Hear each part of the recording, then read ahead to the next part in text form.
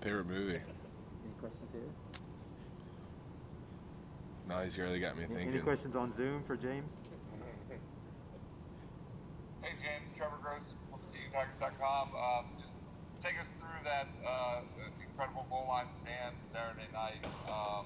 Not sure many people thought that you'd be able to stop them on 4 consecutive plays when they had first and 2. Well, that's the good thing about being inside out is it doesn't really matter what people think. But obviously we didn't want to be in that situation. They made 2 pretty amazing plays. I thought Rio's in good coverage on the kind of the first bomb they threw, and then 4th and 1 they converted. I don't even know how that guy caught that ball. But yeah, ball's on the 2-yard line. They got 4 downs to score, and we muscled up and made some huge plays. We pulled it out, and it was great to be a part of that. We've seen you guys do that so many times over the years in so many games. Obviously, you have a great defense in general overall, but it seems like you're even tougher to score on when the ball gets into the red zone and inside the 10. What makes you guys so tough in those short area situations? I think it's just will, man. Will to keep people out of the end zone. I've been a part of countless goal line stands now since I've been here, which is pretty cool. And man, it's just a bunch of guys, in the huddle together, kind of talking to each other, like they're not getting in this end zone, and that's kind of what we did, man. We just made a decision. We're gonna, give everything we got, and whatever happens, happens, and we've come out on the right side of it again. Take us into those huddles and how intense that is at that moment. Yeah, we're screaming, yelling. I can't, share some of the words that are actually said. We knew Cunningham was. That was their go-to. They're going to get the ball to him. And once we got him to 4th and goal, I think we were pretty comfortable with what was coming next and that we could stop it. But the key is slowing that guy down. We knew he was about to get the ball. They were going to run the football, and he was going to be the guy. So. You concentrate on stopping stuff up the middle and making it go wide, but he's got so much speed that going wide may not work. Yeah, in open field maybe, but right there, I think the first play, they ran a stretch. R.J. Mickens inside out makes a great tackle.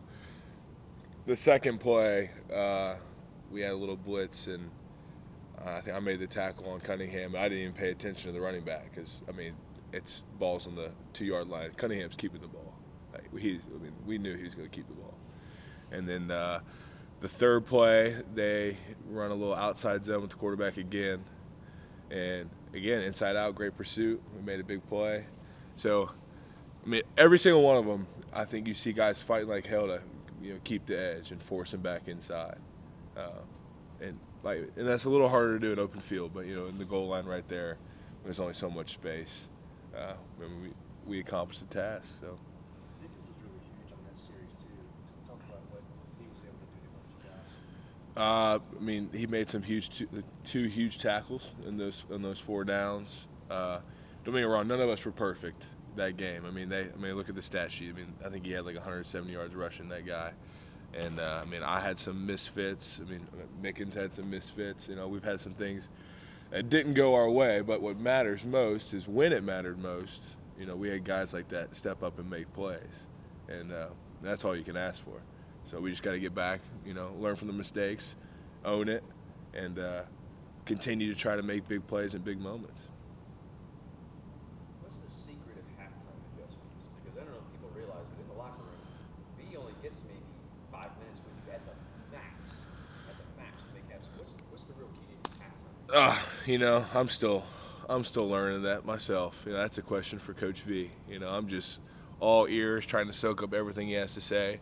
But I think it's the key is just trying to make small details to disrupt what they're doing well. Because you could have one plan that's taking away something they do well, but on another thing they do well, they're kind of have our number. So it's about making small, tiny adjustments to just disrupt whatever they were doing well in that first half, and then seeing how it affects. And then not even halftime adjustments. We're full on in-game adjustments. Any time that we're off the field. It's, on the sideline huddled up. Coach V is putting something together, going over what they did well and how we can be better at stopping it. James, you know much about UConn so far and some of the struggles they're having this year, or does it even matter? It doesn't matter. It doesn't matter.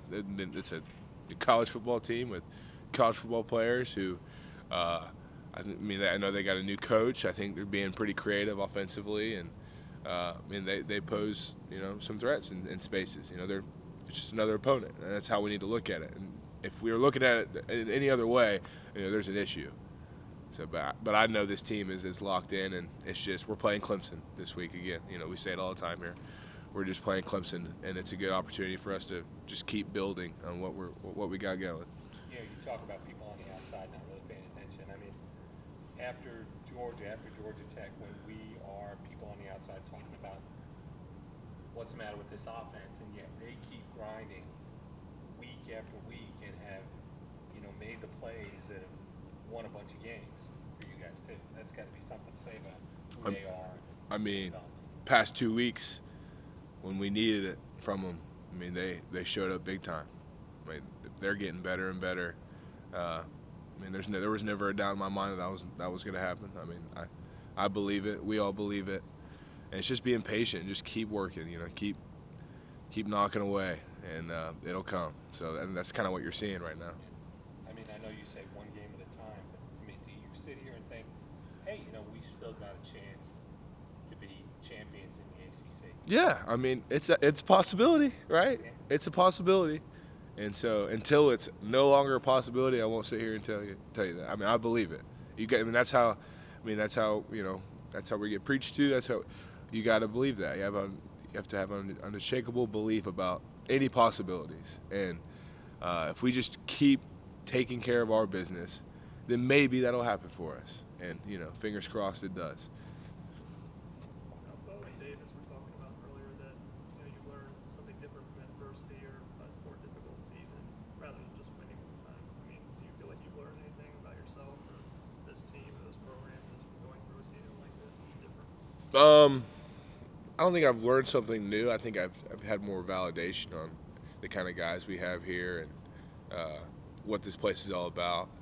My first 5, that sounds weird to say, but pretty smooth sailing, as far as being 12-0 a lot of the times, ACC Championship, you're going to the playoff, and competing for national championships.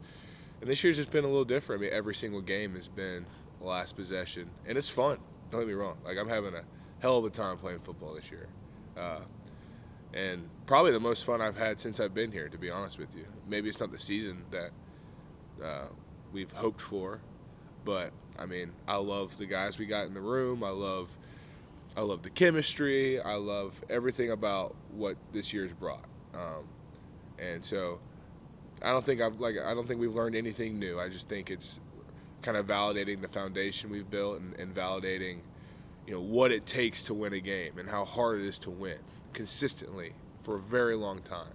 And that's just what we're going to keep trying to do. If we finish strong well, I think we'll continue to build a good foundation for next year's team and the next year and the next year and the next year. I think Coach when he was saying that he's having a lot of fun with this group. And, I think he told a story about the bus driver up in Louisville. Said this is one of the best groups I've ever had in 15 years of driving buses and stuff like that. How special is a group of guys in the locker room? Where do they rank with the other teams? Every team is special. I've enjoyed every group. I think this year's just. I'm an old head in the room. Kind of a senior leader. So I don't know. It's just like I said, the chemistry's really good. Always smiling, always laughing. There's not a dull moment with these guys. And then it just rubs off everywhere, and so it's been the most fun I've had playing football, ever in my life, for sure. Have you allowed yourself to think, what you're going to get asked next week, right? It's coming next week. Oh my gosh, it's your last game. Last game. Have you allowed yourself to think, all right, I've got two left? Yeah. I'm not gone there yet. I haven't gone there. I'm so locked in on task at hand, but that's crazy to think about. That's crazy. Played a lot of football in that stadium, so it's gonna be weird knowing it's the last couple. It's gonna be emotional. You may see me cry out there. Just go ahead and say that, yeah. But no, it'll be awesome though. It's been a great ride. I've enjoyed every second of playing football here and playing in that stadium. So I'm just gonna try to end it the right way. Anything else for James? And I guess I was going to ask just about Cunningham. Did he catch you by surprise at all? Was he any faster than you thought, or was it about what you were expecting from Tate? No, it's about what we expected. He's a baller. That guy can play some football. He's run away from everybody. But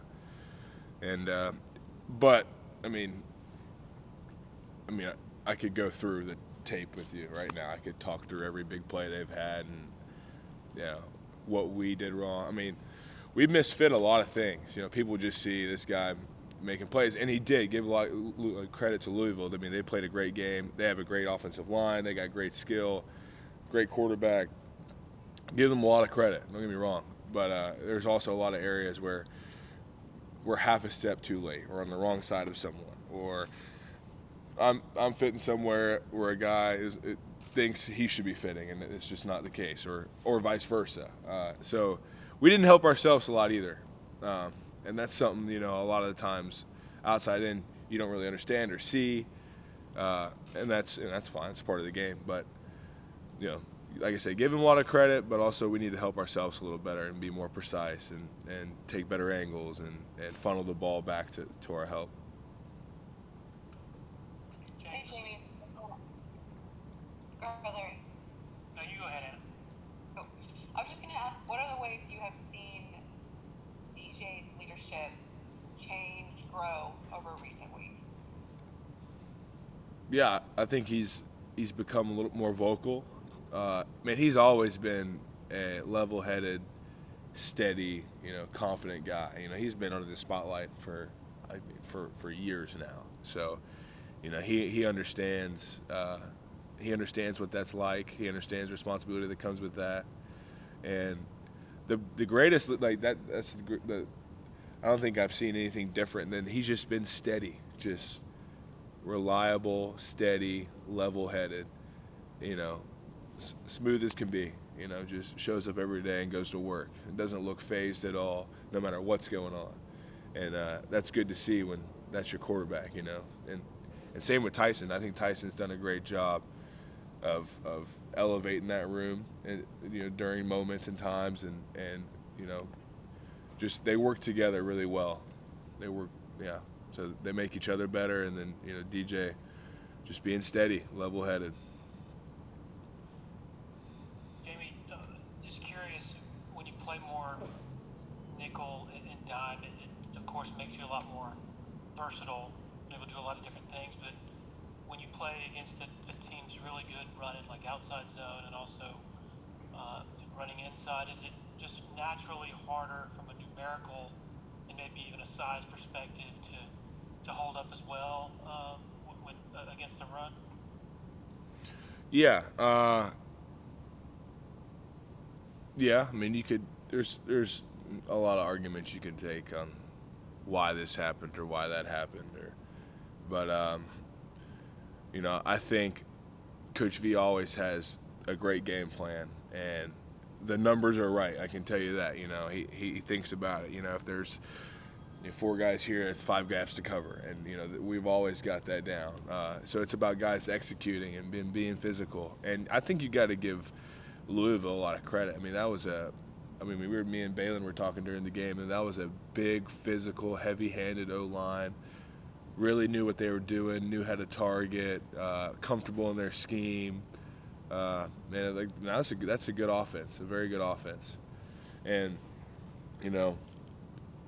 they got some big ones on us, and a lot of those big runs are, guys in wrong gaps or guys not fitting things correctly. And, there was a couple drives where they were getting 8, 9 apiece on some stretches, and I think that's us just having to be more physical and be better at the point of attack. And like I said, it's all about how you fit things. There's countless plays where I wish I could have back and do something a little different, and I'm sure there's 10 other dudes that were on the field that would say the same. I guess to your point, you could argue that just a week earlier, y'all did okay stopping Florida State's run with the same alignments. Exactly. I think we do a lot of looking in the mirror around here. I don't want to sit here and be like, we should have been in this or should have been in that. Man, I'm not a DC. I'm not even close to that yet. So I rather kind of look in the mirror and say, what could I have done better? Anybody else for James?